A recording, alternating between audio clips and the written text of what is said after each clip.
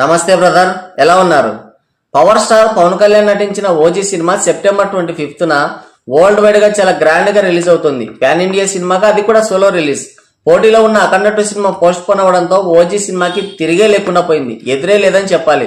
అదే గనక అఖండ 2 సినిమా ఓజీకి పోటీగా అదే సెప్టెంబర్ 25న రిలీజ్ అయి ఉంటే ఖచ్చితంగా ఓజీ సినిమాకి గట్టి ఎఫెక్ట్ పడి ఉండేది. ఎందుకంటే అఖండ 2 సినిమా అనేది అన్ని వర్గాల ప్రేక్షకుల్ని అలరించే సినిమా. క్లాస్, మాస్, ఫ్యామిలీ అనే తేడా లేకుండా అన్ని జనర్స్ ఆడియన్స్ ని కూడా అలరించే సినిమా అది. కానీ ఓజీ సినిమా అలా కాదు, ఇది ఒక గ్యాంగ్స్టర్ బ్యాక్ డ్రాప్ లో వస్తుంది కాబట్టి ఈ సినిమాని మాక్సిమం యూత్ మాత్రమే చూస్తారు, అది కూడా కంటెంట్ బాగుంటే చూస్తారు. ఏ సినిమా అయినా హిట్ అవ్వాలంటే అన్ని వర్గాల ప్రేక్షకుల్ని అలరించే విధంగా ఉండాలి. ముఖ్యంగా neutral audience and family audience ని అట్రాక్ట్ చేసే విధంగా ఉన్న సినిమాలు మాత్రమే బ్లాక్ బస్టర్ హిట్ అవుతాయి. కానీ ఓజీ సినిమాలో చూస్తుంటే ఆ ఓజీ సినిమాకి అంత సీన్ లేదు. అంటే సీన్ లేదంటే ఓజీ సినిమా ఉన్నటువంటి జానర్ వేరు కాబట్టి ఆ సినిమాకి ఫ్యామిలీ ఆడియన్స్ కనెక్ట్ అవ్వడం అనేది అసలు. సెప్టెంబర్ 25 అంటే ఇంకా ఎగ్జాక్ట్ గా 6 days మాత్రమే ఉంది. అయితే ఇప్పటికి కూడా ఈ సినిమాకు సంబంధించిన ప్రమోషనల్ కంటెంట్ ఏది కూడా రిలీజ్ కాలేదు, ప్రమోషన్స్ కూడా చేయలేదు. టీజర్ కానీ ట్రైలర్ కానీ అసలు సినిమాలో ఉన్న కంటెంట్ ఏంటో కూడా ఎవరికి తెలియదు. మరి సినిమాకి ట్రైలర్ కానీ టీజర్ కానీ రిలీజ్ చేస్తే ఉన్న కాస్తో కూస్తో హైప్ కూడా పోతుందని భయపడుతున్నారా, లేదంటే కంటెంట్ పైన ఉన్న నమ్మకంతో ఇంకా సినిమాకి అంటే ఈ సినిమాకి ఉన్నదానికంటే ఎక్కువ హైప్ ఇస్తే ఈ సినిమాకి ఎఫెక్ట్ పడే అవకాశం ఉందనే ఉద్దేశంతో ఏమన్నా టీజర్ అండ్ ట్రైలర్ రిలీజ్ చేయకుండా అలాగే ఉన్నారా? మనం చూసాం, కూలీ సినిమాకి వచ్చిన హైప్ చూస్తే ఆ సినిమాకి 1500 2000 కోట్లు వచ్చినా కూడా తక్కువే, అంత హైప్ వచ్చింది. కానీ సినిమాలో ఉన్న కంటెంట్ అంతా కూడా డొల్లా. దానివల్ల వచ్చిన ఓవర్ హైప్ తో ఆ సినిమా అట్టర్ ఫ్లాప్ అయింది. కాబట్టి ఓజీ సినిమాకి అలా ఏమన్నా జరగకూడదని ఏమన్నా జాగ్రత్తలు తీసుకుంటున్నారో తెలియదు. కానీ ఇప్పటి వరకు ఈ సినిమాకి టీజర్ కానీ ట్రైలర్ కానీ ఏమి రిలీజ్ చేయలేదు. రేపు సెప్టెంబర్ 21న ట్రైలర్ ఉంటుందంట, మరి అది కూడా రిలీజ్ చేస్తారో లేదంటే ఇంకా పోస్ట్ పోన్ చేస్తారో తెలీదు. మొత్తానికైతే ఈ సినిమా సెప్టెంబర్ 25న వరల్డ్ వైడ్ గా చాలా గ్రాండ్ గా రిలీజ్ అవుతుంది. కానీ బేసిక్ గా స్టార్ హీరోల సినిమాలు రిలీజ్ అవుతున్నాయంటే 1 month ముందు నుంచే, అంటే రిలీజ్ కి 1 month ముందు నుంచే ఆ సెలబ్రేషన్స్ అనేవి స్టార్ట్ అయిపోతాయి. కానీ ఓజీ సినిమాకి మాత్రం అటువంటి సెలబ్రేషన్స్ కానీ హైప్ కానీ క్రేజ్ కానీ ఏమీ కనిపించడం లేదు. హైప్ ఉందని చెప్తున్నారు కానీ ఆ హైప్ అంతా కూడా కేవలం సోషల్ మీడియా వరకు మాత్రమే ఉంది, అంటే యూట్యూబ్ వరకు మాత్రమే పరిమితమైంది. ఏదో వాళ్ళ పిఆర్ టీంలు అలాగే కొంతమంది ఆ సినిమా గురించి మాట్లాడడం, ఏదో లేని హైప్ ఇవ్వడం అలా జరుగుతుంది. కానీ రియాలిటీలో గ్రౌండ్ లెవెల్లో అంత హైప్ ఉందంటే లేదనే చెప్పాలి. ఈ సినిమా రిలీజ్ అవుతుందన్న విషయం కూడా చాలా మందికి తెలియదు. అసలు సెప్టెంబర్ 25న పవన్ కళ్యాణ్ నటించిన ఓజీ సినిమా రిలీజ్ అవుతుందన్న విషయమే తెలియదు, అంత హైప్ ఉంది ఈ సినిమాకి. కానీ చాలా మంది ఏంటంటే ఈ సినిమాకి హైప్ ఉందని, ఓవర్ హైప్ ఇస్తే బాగుండదని, ఏమన్నా అది చూసి మోసపోయి ఈ మూవీ టీం ఇంకా టీజర్ అండ్ ట్రైలర్ రిలీజ్ చేయడం లేదో అర్థం కావట్లేదు. ఎందుకంటే సోషల్ మీడియాలో ఏమో హైప్ కనపడుతోంది, కానీ పిఆర్ టీంలు అలాగే వాళ్ళ ఫ్యాన్స్ వాళ్ళ సామాజిక వర్గీయులు ఈ విధంగా సినిమా గురించి కొంచెం గొప్పగా చెప్తుంటారు. దాన్ని చూసి హైప్ అనుకుంటున్నారో ఏమో అర్థం కావట్లేదు, అందుకనే టీజర్ అండ్ ట్రైలర్ రిలీజ్ చేయలేదేమో. కానీ గ్రౌండ్ లెవెల్లో చూసుకుంటే ఓజీ సినిమా పైన అయితే అంత హైప్ లేదు. కానీ ఇంకో విషయం ఏంటంటే ఓజీ సినిమా సోలోగానే రిలీజ్ అవుతున్నా కూడా ఈ సినిమాకి 1 week తర్వాత కాంతారా 2 సినిమా కూడా రిలీజ్ అవుతుంది. ఆ సినిమా పైన భారీ ఎక్స్పెక్టేషన్స్ అయితే ఉన్నాయి. మొన్న హరిహర వీరమల్లు సినిమా కూడా సోలోగానే రిలీజ్ అయింది. అయితే 1 week తర్వాత విజయ్ దేవరకొండన్న కింగ్డమ్ సినిమాతో వచ్చి హరిహర వీరమల్లు కలెక్షన్స్ కి అసలుకే బొక్క పెట్టాడు. మరి కాంతారా సినిమా ఓజీ సినిమాకి పోటీగా రిలీజ్ కాకపోయినా కూడా 1 week తర్వాత రిలీజ్ అవుతుంది. అయినా సరే ఓజీ కలెక్షన్స్ కి ఏమన్నా బొక్క పెట్టే అవకాశం ఉన్నట్లే కనబడుతుంది. ఎందుకంటే ఓజీ సినిమాని అందరు ప్రేక్షకులు అంటే అన్ని వర్గాల ఆడియన్స్ ఆదరించే సినిమా కాదు ఓజీ. ఇది ఒక గ్యాంగ్స్టర్ ఫిలిం గా గట్టిగా చెప్పాలంటే ఒక యాక్షన్ ఫిల్మ్ అనుకోండి. ఇలాంటి సినిమాలు చూసే ఆడియన్స్ చాలా తక్కువ కాబట్టి. కానీ కాంతారా సినిమా చూసుకుంటే డెవోషనల్ టచ్ అలాగే మాస్ కమర్షియల్ ఎలిమెంట్స్ అన్ని ఉన్నాయి కాబట్టి కాంతారాకి ఎక్కువ మంది మొగ్గు చూపే అవకాశం ఉన్నట్లే కనబడుతుంది. మరి ఏం జరుగుతుందో చూడాలి. అయితే ఓజీ సినిమా పైన హైప్ ఉందని భ్రమపడుతున్నారో సోషల్ మీడియాలో చూసి, లేదంటే కంటెంట్ పైన నమ్మకం లేక అందిన కాడికి దండుకుందామని ఆశపడుతున్నారో తెలియదు. కానీ ఈ సినిమాకి టికెట్ రేట్స్ అయితే ఆకాశంలో కూర్చోబెట్టేశారు. ఒక సామాన్యుడు ఫ్యామిలీతో సినిమా చూడాలంటే ఖచ్చితంగా బాగా బలిసినోడింటికో లేదంటే బ్యాంకుకో కన్నం వేయాల్సిందే, లేదంటే ఈ సినిమాని చూడడం అసాధ్యం.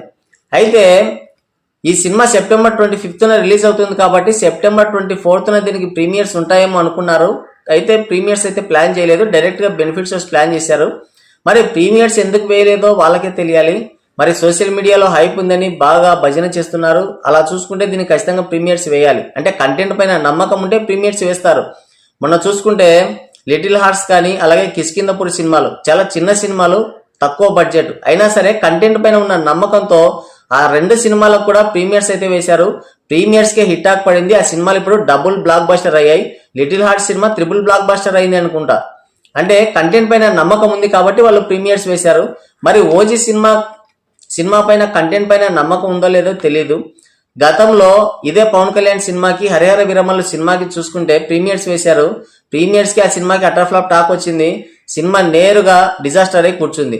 అలాంటి మిస్టేక్ ఏమన్నా జరుగుతుందని భయపడుతున్నారో తెలియదు. ఎందుకంటే ఇది కూడా పాన్ ఇండియా సినిమా కాబట్టి ఒక రోజు ముందే దీనిపైన ఏదైనా మిక్స్డ్ టాక్ స్ప్రెడ్ అయితే అటు హిందీలో కానీ మిగతా లాంగ్వేజెస్ లో ఏమైనా ఇబ్బంది అవుతుందని భయపడుతున్నారో తెలియదు. కానీ ఈ సినిమాకి అయితే నేరుగా బెనిఫిట్ షోస్ అయితే ప్లాన్ చేశారు. 1 గంట షోకి అలాగే 1 గంట షోకి 1000 రూపాయలు, 5 గంటల షోకి 500 అనుకుంటా, 4 గంటల షోకి. ఇక మిగతాదంతా కూడా సింగిల్ స్క్రీన్స్ లో అయితే ఉన్న టికెట్ రేట్స్ కంటే 125 రూపాయలు ఎక్కువ పెంచుకోవచ్చు. ఇక మల్టీప్లెక్స్ లో అయితే 150 రూపాయలు పెంచుకోవచ్చు. అంటే ఆ విధంగా చూసుకుంటే సింగిల్ స్క్రీన్స్ లో ఒక్కో టికెట్ 280 పైన ఉంటుంది. ఇంకా మల్టీప్లెక్స్ లో అయితే 450, 500 ఆ మధ్యలో ఉంటుంది. ఇక ఇలాంటి రేట్స్ తో సినిమా చూడాలంటే సామాన్యుడికి అయితే వీలయ్యేదే కాదు. అంతంత రేట్లు పెట్టి సినిమా చూసే ఉద్దేశంలో కూడా ఇప్పుడు ఆడియన్స్ లేరు. ఆడియన్స్ అనే వాళ్ళు చాలా తెలివిగా మారిపోయారు. 10 రోజులు ఆగితే సినిమాకి రేట్లు తగ్గుతాయి, లేదంటే కనుక ఓటీటీకి వస్తుంది ఇంకో 20 రోజులు ఆగితే అనే ఉద్దేశంలో ఉన్నారు. కాబట్టి ఈ సినిమా టికెట్ రేట్స్ పెంచడం అనేది సినిమాకి ఎఫెక్ట్ అవుతుంది ఖచ్చితంగా. ఇలా టికెట్ రేట్లు పెంచడం అనేది సినిమా మనుగడకే చాలా కష్టం. అసలు ఇంతింత రేట్లు పెట్టి ఫ్యామిలీ ఆడియన్స్ అనే వాళ్ళు సినిమాకి అసలు రాలేరు కూడా. మళ్ళీ ఈ సినిమాని చూడడానికి ఎవరు రావట్లేదు, ఎవరో కుట్ర చేశారు, వాళ్ళు ఇలా నెగిటివిటీ స్ప్రెడ్ చేశారని మళ్ళీ ఏడుస్తారు. కానీ రియాలిటీలో చూసుకుంటే టికెట్ రేట్లు అనేవి ఫ్యామిలీ ఆడియన్స్ కి శరాఘాతంగా మారిపోయాయి. మొన్న చూసుకుంటే మిరాయి సినిమా అది పాన్ ఇండియా సినిమా, భారీ బడ్జెట్ లో తీసిన సినిమా, 65 కోట్ల బడ్జెట్ తో తీశారు ఆ సినిమాని. మామూలుగా తేజ సజ్జ మార్కెట్ ని ఆయన్ని బట్టి చూస్తే గనక అది చాలా ఎక్కువ బడ్జెట్ సినిమా. అయినా సరే ఆ సినిమాని నార్మల్ టికెట్ ప్రైజెస్ తో రిలీజ్ చేశారు. ఇప్పుడు చూసుకుంటే ఆ సినిమా 120, 130 కోట్ల వరకు గ్రాస్ కలెక్షన్స్ రాబట్టింది. సినిమా డబుల్ బ్లాక్ బస్టర్ వైపు దూసుకుపోతుంది. అంటే సినిమా రిలీజ్ అయిన 6 రోజులు 7 రోజులకే, అంటే 4 రోజులకే బ్రేక్ ఈవెన్ అయి 5-6 రోజులకి ఆ సినిమా డబుల్ బ్లాక్ బస్టర్ వైపు దూసుకుపోతుంది. దానికి కారణం ఏంటి? టికెట్ ప్రైజెస్ తక్కువ ఉండడం వల్ల ఆడియన్స్ ఎక్కువ మంది మొగ్గు చూపారు ఆ సినిమా కోసం. అలాగే ఆ సినిమాతో పాటు రిలీజ్ అయిన కిష్కింధపురి హిట్ అయింది. అలాగే లిటిల్ హార్ట్ సినిమా కూడా హిట్ అయింది. సినిమాలో కంటెంట్ ఉంటే ఆడియన్స్ ఖచ్చితంగా థియేటర్స్ కి వస్తారు. అవి కూడా టికెట్ ప్రైజెస్ అనేవి నార్మల్ టికెట్ ప్రైజెస్ ఉంటే మాత్రమే థియేటర్స్ కి వస్తారు. లేదంటే ఇంత టికెట్ రేట్లు పెట్టుకుంటే మాత్రం ఖచ్చితంగా తెలుగు సినిమా పరిశ్రమకి చాలా కష్టం.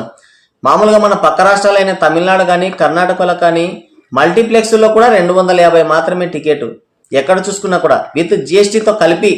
కానీ ఇక్కడ చూసుకుంటే మల్టీప్లెక్స్ లో 450, 500. అంటే ఒక ఫ్యామిలీతో సినిమాకి వెళ్ళాలంటే, ఒక ఫ్యామిలీతో వెళ్తే 500 అంటే 2000, 3000, 4000 కావాలి. ఒక ఫ్యామిలీతో వెళ్ళాలంటే మాక్సిమం 4000 రూపాయలు ఖర్చు అవుతాయి.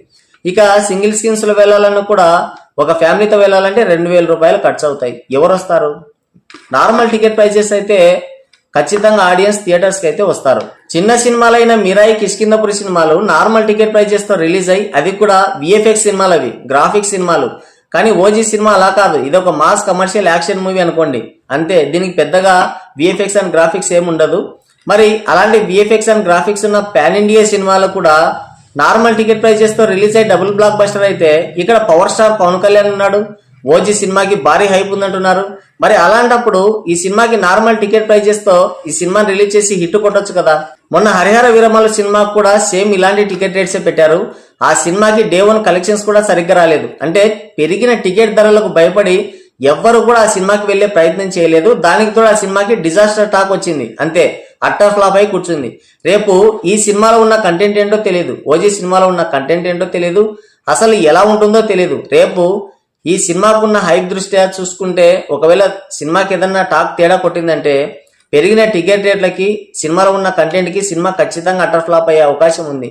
కాంతార సినిమా వైపే ఎక్కువ మంది మొగ్గు చూపే అవకాశం ఉంటుంది. కాబట్టి టికెట్ రేట్లు అది కూడా 10 రోజుల వరకు అంట టికెట్ రేట్స్. అంటే 10 రోజులు అంటే హరిహర ఓజీ సినిమా రిలీజ్ అయిన 7 రోజులకే ఆ కాంతార సినిమా రిలీజ్ అవుతుంది. ఇంకా ఎవడు చూస్తాడు? ఆ పెరిగిన టికెట్ ధరలతో సినిమాని చూసేది ఎవడు?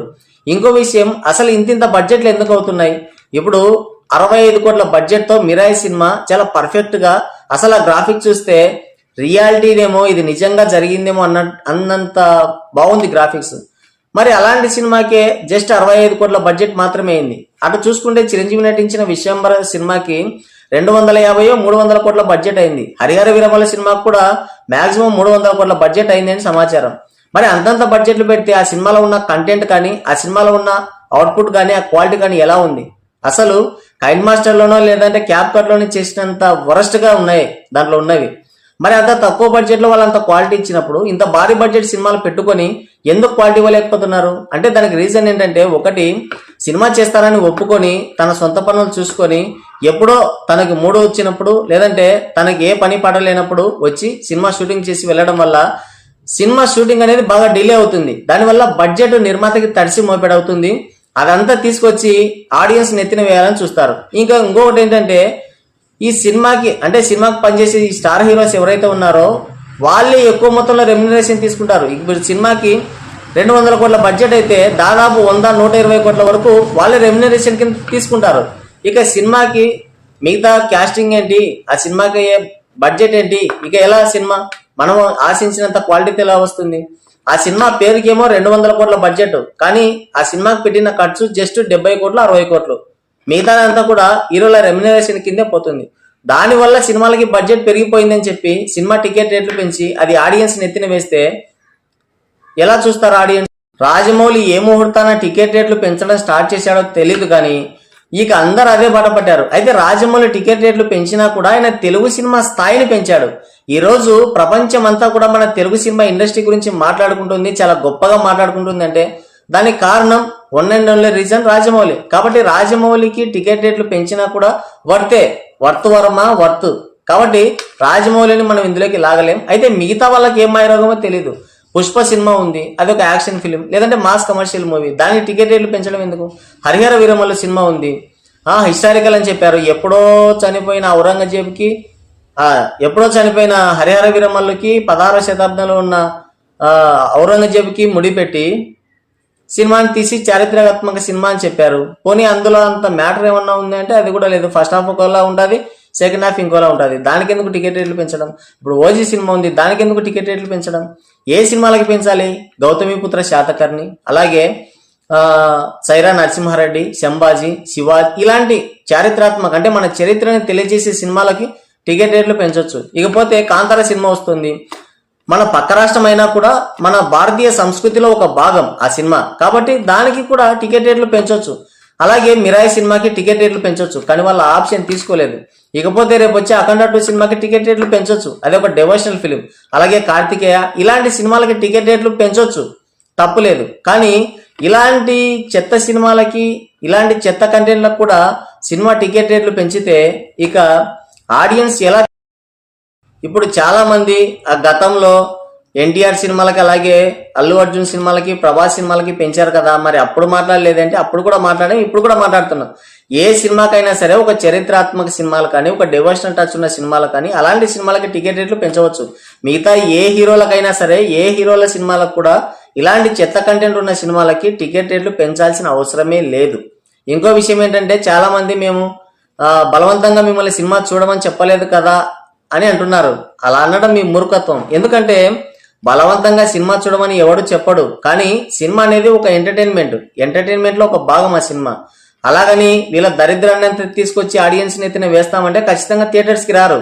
ఇప్పుడు వాళ్ళు థియేటర్స్ కి రాకుంటే మళ్ళీ రివ్యూయర్స్ ఏదో చేశారు, ఏదో ఇంకా వేరే వాళ్ళు ఏదో చేశారు, కుట్ర చేశారు అని మళ్ళీ అందరి మీద పడి, మొన్న హరిహర వీరమల్లు సినిమాకు కూడా ఇలాగే టికెట్ రేట్లు పెంచారు. ఆ సినిమా కాస్త డిజాస్టర్ అయి కూర్చుంది. ఆ సినిమా మామూలుగా అయితే యావరేజ్, మరీ అంత బాగోలేదు తీసేసి సినిమాని చెప్పలేం, కానీ ఒకసారి చూడొచ్చు అని చెప్పొచ్చు ఆ సినిమాని.